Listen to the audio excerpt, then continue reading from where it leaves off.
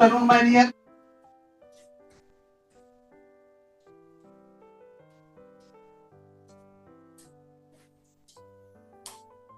Hello, hello, hello.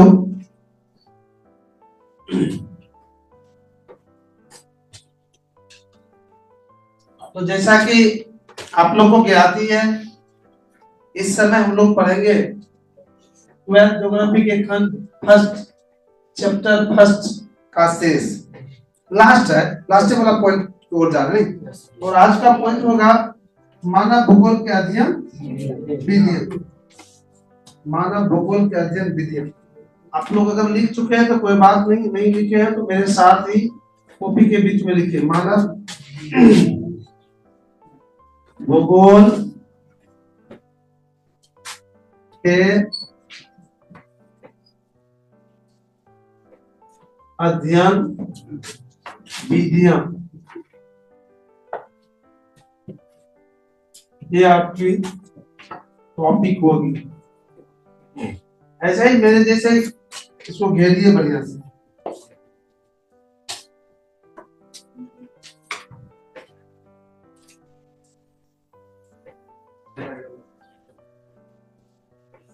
बोले चलिए देखिए, बिल्कुल शांत होके सुनिए, बस एक रिदम सुनाएंगे और फिर बताएंगे। सुनो भाई डियर, लाइट की कमी है ना आप लोग को, ठीक है। मानव भूगोल के अध्ययन विधियां। भाई डियर, मानव भूगोल का जो अध्ययन हो रहा है उस क्रम में दो तरह की विचारधारा प्रचलित है। अर्थात मानव भूगोल के संबंध में विचार देने वाले, थॉट देने वाले विद्वान दो भाग में बटा हुआ है। दोनों का अलग अलग विचारधारा है। और क्या विचारधारा है वो सुन लीजिए। एक कह रहा है कि सब कुछ निश्चित है, सब कुछ निश्चित है, कोई अनिश्चित नहीं है, मानव उसी के अनुसार से चल रहा है, मानव अपने से कुछ नहीं कर रहा है। समझ में रहा है? मानव उसी के अनुसार से सब तय है, मानव उसी के अनुसार से चल रहा है। एक का कहना है कि नहीं, कुछ निश्चित नहीं है। अगर निश्चित है भी तो मानव उसके विरुद्ध चलने के लिए तैयार है, मानव उसके विरुद्ध काम करने के लिए है। यार तुम्हारा ज्योग्राफी नहीं है, लड़का का ज्योग्राफी नहीं है, आपका कितना कार्ड नंबर 70 है, तो पहली बार आए ज्योग्राफी में क्लास में, तो नजर डुराई मेरी तरफ। तो एक कह रहा है कि सब कुछ निश्चित है, उसके अनुसार से मानव चलने के लिए विवश है। दूसरा कह रहा है नहीं, निश्चित नहीं है, अगर निश्चित है भी तो मानव उसको बदल सकता है, मानव उसके लिए चलने के लिए बाध्य नहीं है। तो जो एक कह रहा है कि मानव उसके लिए चलने के लिए बाध्य है, उसको कहते हैं संभववाद विचारधारा। ये जो कहते हैं दूसरा विचारधारा नीतिवाद या निश्चयवाद। तो यही दो विधियां होंगी, एक नीतिवाद या निश्चयवाद, दूसरा संभववाद। समझ में ना? अगर इसकी विचारधारा की बात करेंगे, विधियां की बात करेंगे तो दो हो जाए। नहीं लिखना नहीं है, बस समझना। मैं समझाऊंगा बहुत अच्छी तरह से आप लोगों को। एक है नीतिवाद या निश्चयवाद। अरे ज्योग्राफी या कोई भी विषय मेरे ख्याल से याद करने की विषय नहीं, याद करने का चीज नहीं है। उसको थोड़ा सा क्लियर ढंग से बताया जाता है तो याद हो गया। अब नीति हम पहले लिखते थे इसको कि नीतिवाद ये होता है तो दिमाग में आता, लेकिन नीतिवाद क्या होगा? ये दूसरे विचारधारा वालों जो कहता है सब कुछ निश्चित है। अब इसमें भी अगर एक्सप्लेन करने की बात आएगा तो क्या कहिएगा कि ज्योग्राफी या मानव भूगोल के संबंध में विद्वानों का विचारधारा अलग अलग है। एक विचारधारा के लोग, एक विचारधारा के विद्वान का मानना है कि सब कुछ निश्चित है और मानव उसी के अनुसार से काम कर रहे हैं। तो इस विचारधारा के आधार से जब हम मानव भूगोल का अध्ययन करते हैं तो वह विधि क्या कहलाती है? नीतिवाद या निश्चयवाद। कितना क्लियर हो गया? दूसरा क्या है? संभव या संभावनावाद। संभववाद या भावनावाद। और हम कहेंगे कि दूसरा मानव भूगोल के विषय में विचारधारा है कि मानव भूगोल अर्थात मानव जो निश्चित है उसके विपरीत भी काम कर सकता है, उसके विपरीत भी चल सकता है, अर्थात किसी भी चीज को संभव कर सकता है। उस विचारधारा के तो क्या कहते हैं? संभववाद। और उस तरह से जो ज्योग्राफी का अध्ययन करेंगे तो संभववाद विधि कहलाएगा। दो विधि हो गया, एक निश्चित नीतिवाद और दूसरा संभववाद। इसके बाद एक पॉइंट है कि दो अच्छा उसका भी करिए रहते हैं। तो मैंने आपने संभववाद नीतिवाद समझ में आ गया, इसमें कोई दिक्कत तो नहीं होगा। इतना जानिएगा, कल वैसे हम अभी टाइम थोड़ा सा कम है तो खुद आप लोग से लिखवाते हैं पॉइंट, ऐसे लिखवाएंगे बराबर, खुद से यहाँ पर लिखना पड़ेगा आप लोग। ठीक, तो चलिए शुरू करें। ऊपर में लिखिए दो लाइन।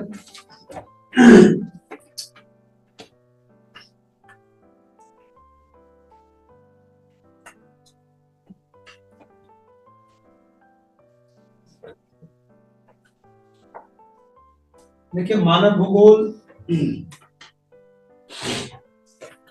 मानव भूगोल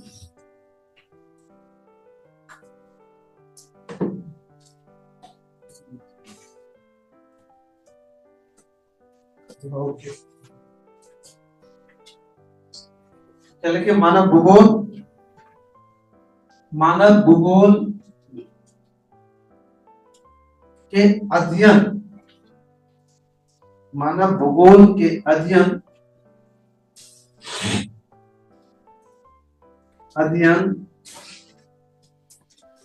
पर दो विचारधारा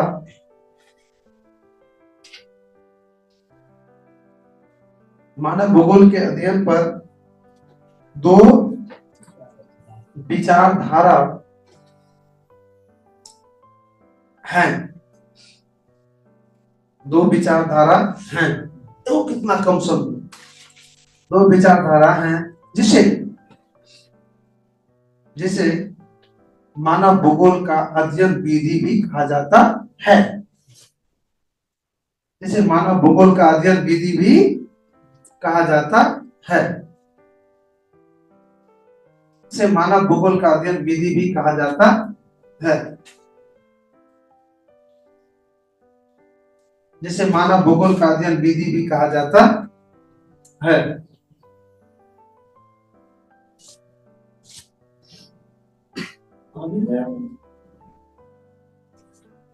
अध्ययन विधि भी कहा जाता है, जो इस प्रकार है, जो इस प्रकार है। एक में लिखिए नीतिवाद,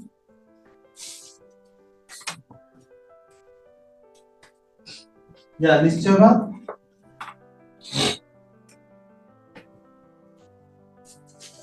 नीतिवाद या निश्चयवाद।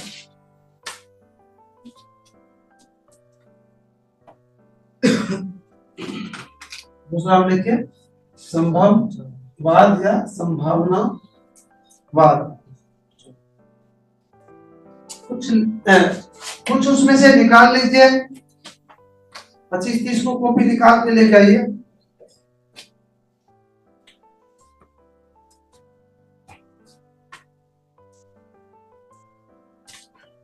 हो गया?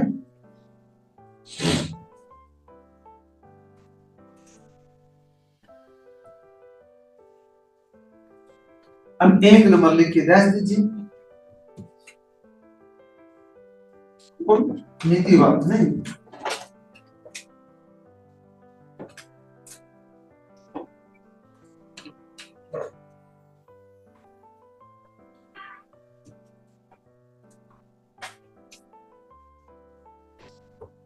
देखिए यह पुरानी विचारधारा है।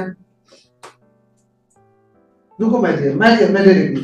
यह मानव भूगोल के संबंध में पुरानी विचारधारा की, अब थोड़ा समझ आ जाएगा। यह मानव भूगोल के संबंध में पुरानी विचारधारा है। थोड़ा सा देखा जब का छपा है ना,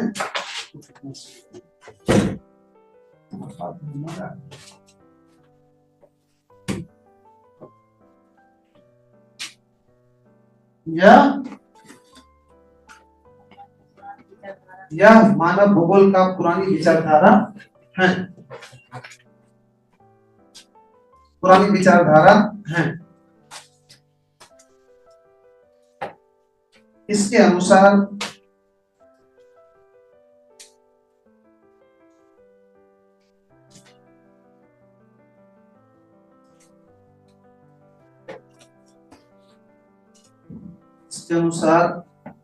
सब कुछ निश्चित है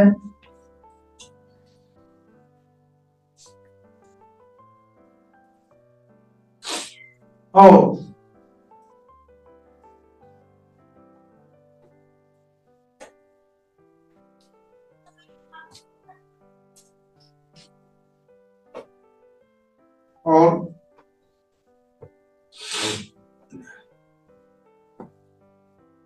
भौगोलिक संरचना और भौगोलिक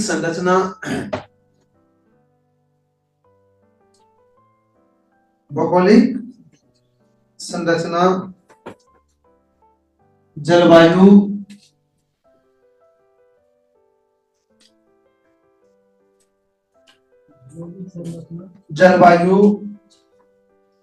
वनस्पति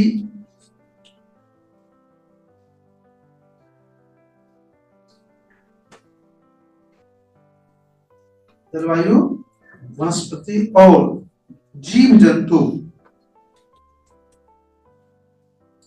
पर्यावरण का निर्माण करता है। मैंने कहा मानव का इसमें कोई योगदान नहीं, क्यों करता है? ये सब करता है, पर्यावरण का निर्माण करता है।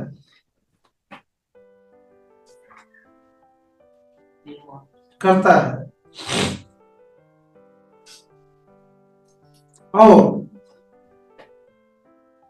यही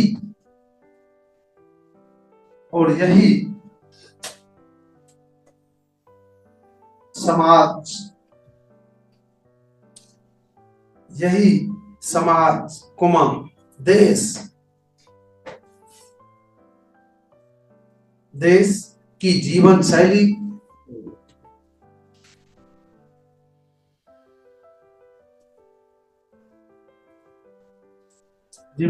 इत्यादि को नियंत्रित करती है।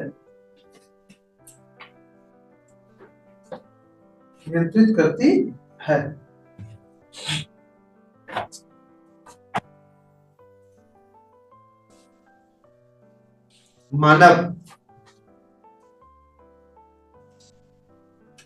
का उतना महत्व नहीं है, मानव का उतना महत्व नहीं है। हो गया? हम लोग दूसरा देखेंगे। हेलो जी बताओ।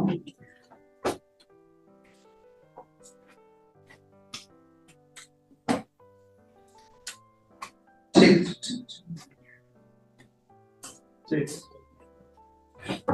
दूसरा क्या है?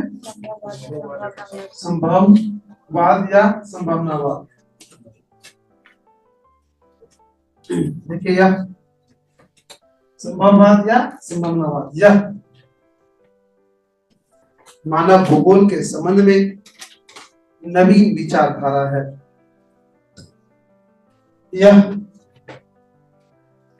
मानव भूगोल के संबंध में नवीन विचारधारा है।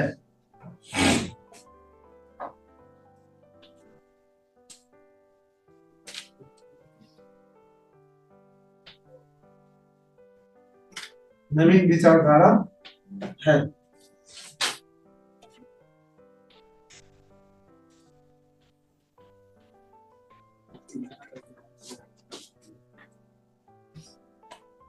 इसका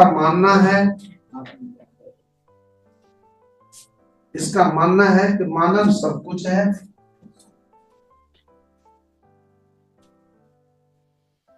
मानव सब कुछ है,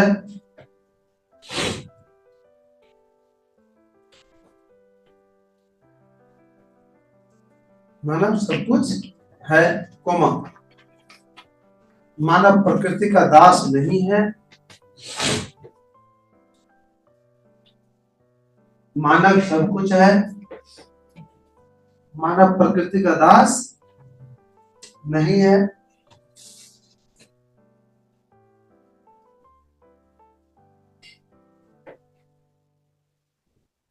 बल्कि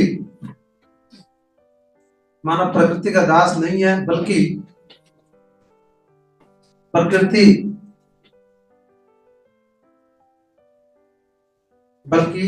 प्रकृति में उपस्थित तत्वों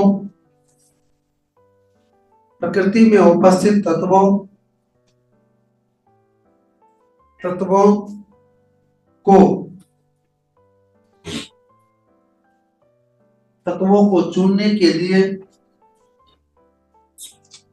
प्रकृति में उपस्थित तत्वों को चुनने के लिए मानव स्वतंत्र है। मानव स्वतंत्र है।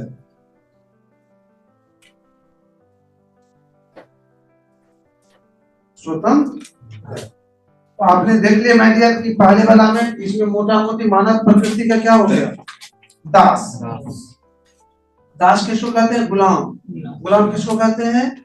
जो किसी के अनुसार सब काम करता है। जैसे आपके घर में मोटा मोटी समझ लीजिए नौकर, आजकल नौकर भी कई तरह के होते हैं, उसको गुलाम नहीं कह सकते हैं, लेकिन छोटा सा उदाहरण मान सकते हैं, क्योंकि उसको भी अगर कोई अनर्गल काम कर दिया करने के लिए चलता है हर तरफ, नहीं तो गुलाम नहीं हुआ। पहले हुआ करता था गुलाम। दास व्यापार सुने थे आप लोग? सुनने पढ़िएगा तो सुनिएगा। गाय भैंस बकरी का जिस तरह से हटिया लगता है ना, उसी तरह से लोग का हटिया लगता था। इसको 5 को बेटा होता था तो 2 को बेटा को बेचना होता था, जाके वहां बेचता था। बेटियों को भी बेचते थे लोग वहां पर, महिलाओं को भी बेचते थे वहां पर, कीमत लगता था, उसमें से लोग खरीद लेते थे। लेकिन मानव बुद्धिजीवी थे, मवेशी के जैसे इसको रस्सी नहीं लगाया जाता था। इसको अगर बेच देते थे तो समझ जाता था कि अब मेरा बाप ना से कोई हिस्सा, अब मैं उसके लिए काम करूंगा। बिना बांधे बिना मजे से उसके लिए हर काम करते थे, समझे? जो खरीद लेते थे वो गुलाम थे, उसको दास कहा जाता था। उसको जो जो वो कहेगा वो करेगा, भाग के तो कहीं जाएगा। समझ में आ गया? तो ये कहा कि प्रकृति का दास है मानव। मानव को जो जो प्रकृति कहेगा वो करेगा, मानव अपने मन से कुछ नहीं करेगा। ये कहा नहीं, प्रकृति का दास नहीं है मानव, बल्कि प्रकृति में जो भी तत्व है, जो भी अस्तित्व है, उसको चुनने के लिए, उसको उपयोग करने के लिए मानव स्वतंत्र है। अपने हिसाब से वो प्रकृति की चीजों को चुनते हैं। उसको धूप लगाना है तब लगाने के लिए जाता है, कोई जरूरी नहीं कि धूप लगे बैठे। मन हुआ तो गया, बारिश हो रही है मन होगा बारिश में स्नान करने के लिए तब जाएगा, नहीं तो कोई बात किया है कि नहीं? तो अपने अनुसार से प्रकृति की चीज को चुनने के लिए मानव स्वतंत्र है, ये कहा। तो आपने दोनों को समझ गए। आप घर पर भी मंथन कीजिएगा, अगर थोड़ा सा भी कहीं सस्पेंस हो जाएगा तो फिर आके हमसे डिस्कस कीजिएगा दोनों पॉइंट, ठीक? तो ज्योग्राफी के जो पहला चैप्टर का जो लास्ट पॉइंट था यही था, और अब एक ऐसे पॉइंट को हम जोड़े हैं, वो है प्रमुख स्मरणीय तत्व।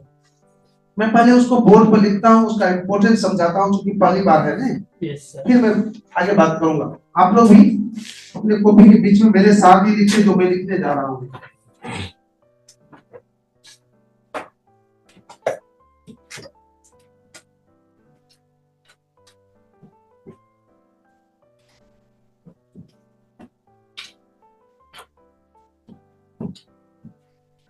मैं जो लिखने जा रहा हूँ इसका नाम है प्रमुख स्मरणीय तत्व। तो बता दूं मैं, प्रमुख स्मरणीय तत्व क्या होता है।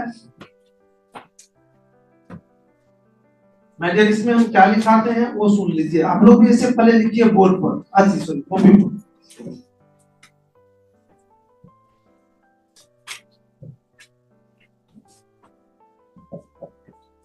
प्रमुख मतलब समझते हैं इंपोर्टेंट, स्मरणीय मतलब याद रखने वाला, जुबान पर रखने वाला, और तत्व मतलब होता है महत्वपूर्ण पॉइंट, महत्वपूर्ण बातें, राइट। अब ऐसे सुन लीजिए, एक बार लिख लीजिए, थोड़ा बंद कीजिए जल्दी, टाइम हो गया था आप लोग का, इसलिए हम जल्दी कर रहे हैं। अब आइए, इसमें हम क्या लिखाते हैं वो सुन लीजिए। कोई भी जो चैप्टर लास्ट होता है तो उसमें जितना वन लाइनर क्वेश्चन होता है, एक लाइन में जिसका जवाब देना होता है, अर्थात ऑब्जेक्टिव, महत्वपूर्ण ऑब्जेक्टिव को इसमें सजा के हम लिखाते हैं। इधर सुनो यार, महत्वपूर्ण ऑब्जेक्टिव को उसमें सजा के लिखवाते हैं। वो ऑब्जेक्टिव आपको दो दृष्टि से महत्वपूर्ण है। पहला, आपके बोर्ड की दृष्टि से। आपको मालूम है कि 50% ऑब्जेक्टिव पूछता है अभी बिहार बोर्ड, वो इसी में से रहेगा। अगर इस चैप्टर से कोई ऑब्जेक्टिव टच करेगा तो इसी में से रहेगा, तो आपके आधा आधी का मालिक हो गए। पर दूसरी बात, लाइफ में अगर कंपटीशन में कभी भी इस चैप्टर से क्वेश्चन पूछेगा तो इसी से पूछेगा। आप अगर पढ़ रहे हैं तो आपके लिए बहुत बड़ा ये संपत्ति हो गया। कौन? इसको संभाल के रखिएगा, ठीक, चाहे बोर्ड की दृष्टि से हो या लाइफ की दृष्टि से हो। अरे जी अब तो क्या तुमसे हो गया, समझे जी, घूमे करता है बोलने में, भर दिन बोलेंगे अपने खुद फाट जाएगा। चलते हैं, सबसे पहला शुरू कीजिए, जल्दी जल्दी में लिखिए कि यस तो हो जाएगा।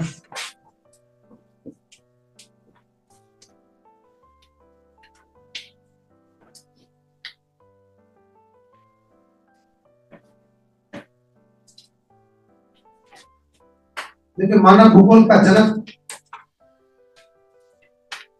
एक नंबर में लिखेंगे आप लोग मानव भूगोल का जनक।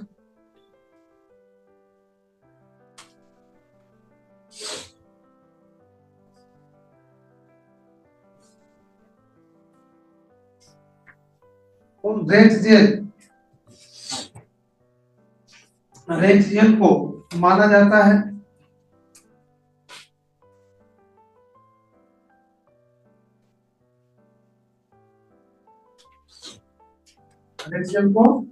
जाता है को माना जाता है।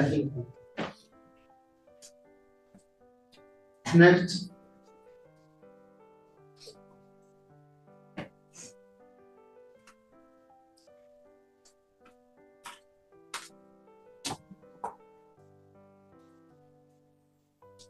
बुक है कि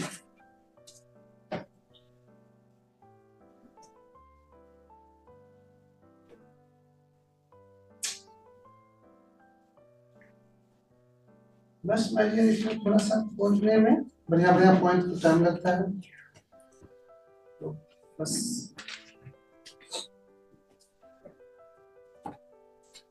देखिए, मानव भूगोल,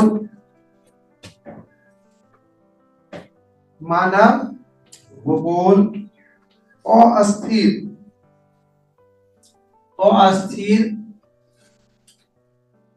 पृथ्वी, अस्थिर पृथ्वी और क्रियाशील मानव के बीच, क्रियाशील मानव के बीच क्रियाशील मानव के बीच परिवर्तनशील परिवर्तनशील परिवर्तनशील संबंधों का अध्ययन है। परिवर्तनशील संबंधों का अध्ययन है। परिवर्तनशील संबंधों का अध्ययन है। यह कथन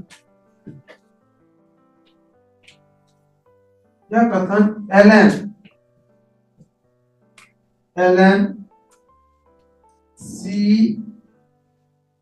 सैंपल का है।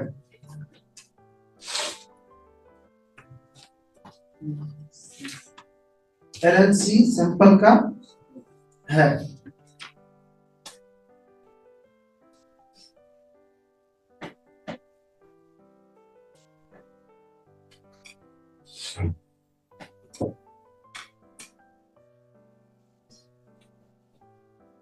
लिख लिए?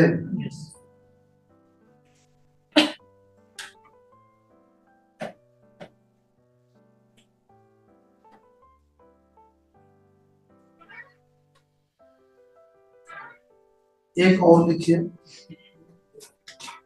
लिखिए, चंद्रमा से लाई गई मिट्टी या चट्टान। चंद्रमा से लाई गई मिट्टी या चट्टान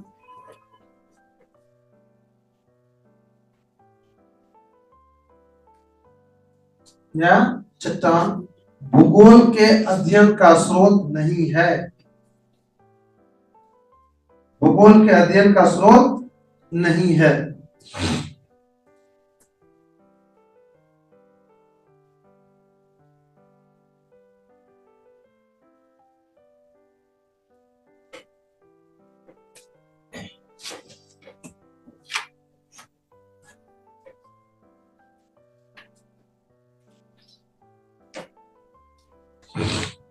हो गया?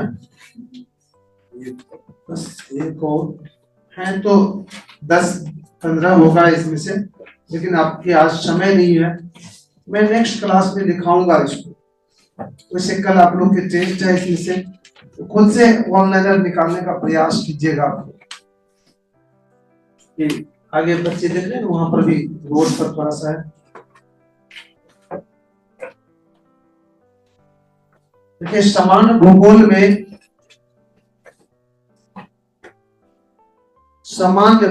में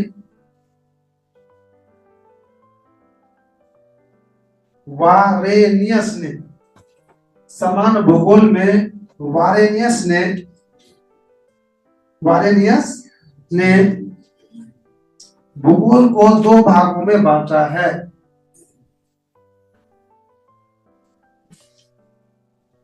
भूगोल को 2 भागों में बांटा है।